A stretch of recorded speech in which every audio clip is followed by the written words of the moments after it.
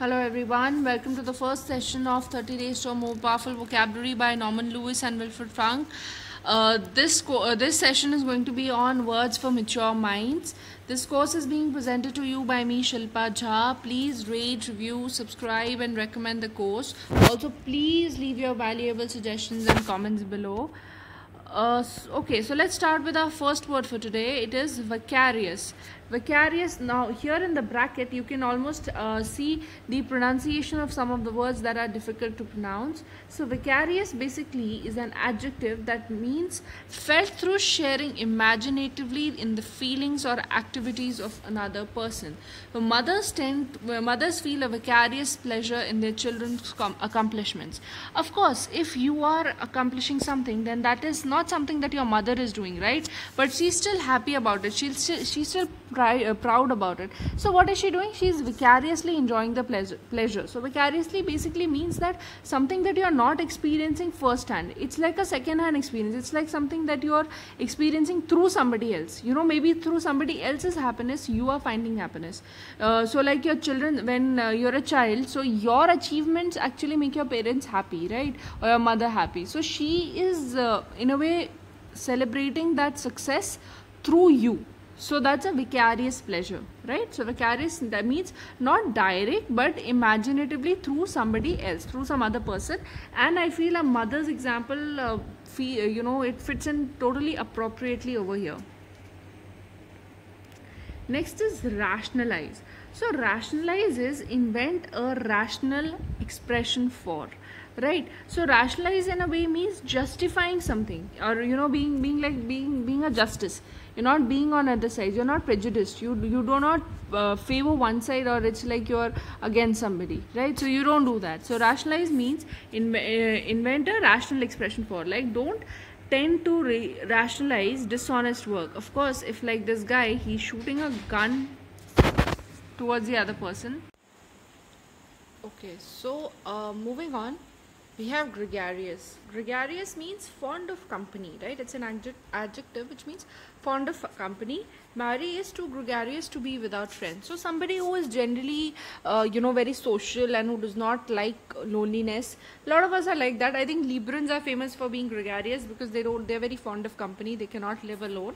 So like, you see out here. So there are a lot of people who don't even prefer studying alone. So such people are gregarious. Gregarious basically means fond of company. Next we have obsequious. Obsequious means excessively respectful. So obsequious is usually like related to waiters. Why?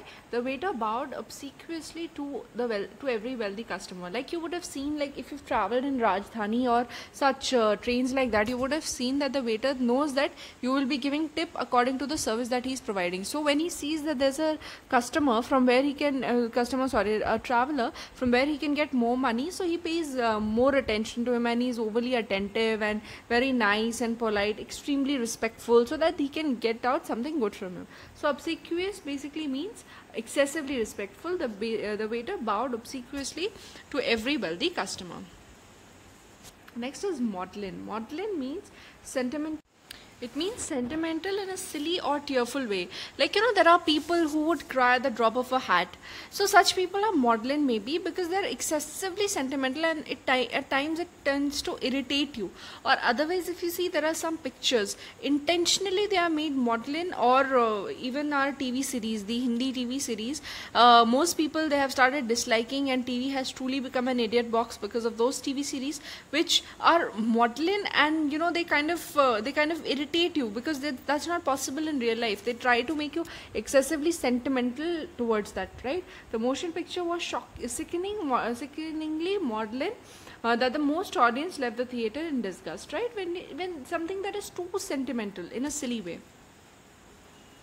Next is aesthetic. Aesthetic is not allowing oneself any pleasures or luxuries, right? So like there are some people who are very who live in luxury only. They believe that a life, if you have a life, it should be a life of luxury, right? I forgot one word for it, but I'm definitely going to get back to you on this one. And otherwise, these people are entirely the opposite of it. These people are like, we don't want to live a life of luxury, like our monks. Again, aesthetic is one word which I can always relate to monks, because they don't indulge in self-indulgence, right? They don't involve themselves in that. They are people who live with the bare minimum necessities of life. So a person who is ascetic, he lived the life of an ascetic. He abhorred self-indulgence and luxury. So these people are like that, right? They don't indulge themselves into luxury. Next is pander. Pander means gratify by satisfying a weakness or a vulgar taste. The dishonest politician panders to the greed and thoughtlessness of the mob. So basically what it is trying to say, that in a way the politicians are trying to play with the sentiments of a mob which is foolish, right? For example, newspapers are pandering to the people's baser instincts, right? So what they do is, whatever you want, they're trying to satisfy it. For example, when people say that they give you news about Bollywood celebrities, it's when they wake up and all that, all those irrelevant things that we do not need to read. But what is the whole point of it? Because we know they know that we kind of like that stuff, so they try to satisfy us by doing that, right?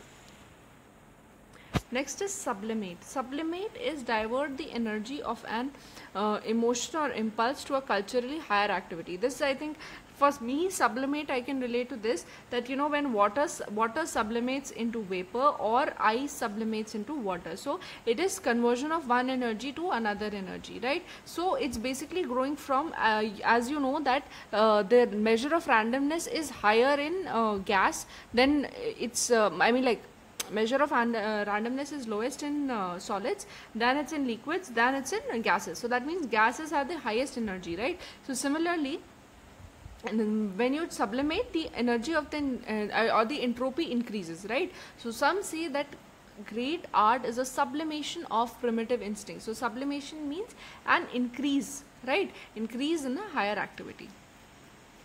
Next is wanton. Wanton is an irresponsible, lacking proper restraint kind of a woman. She led a fruitful, wanton, irresponsible life, right?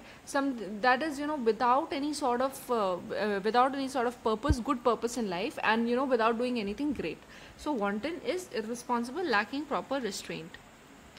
Next is effete. Effete is having lost vitality, feeble. Right, like his dissipated life has sapped his ambition and health and made him effete. So effete means when you have totally lost your vitality, you totally feel very enervated. And why does that happen? It's basically, the basic simple meaning is extreme exhaustion, right? If you see. So this can happen suppose if you're really upset and you've been on bed for around 4 days without having much food and water. So after that, when you get up, you're all effete because your energy is totally exhausted. That whole process of that breakup has made you effete, right? So I hope you get the point. So that's it for today, guys. I hope you liked the session. Have a great day.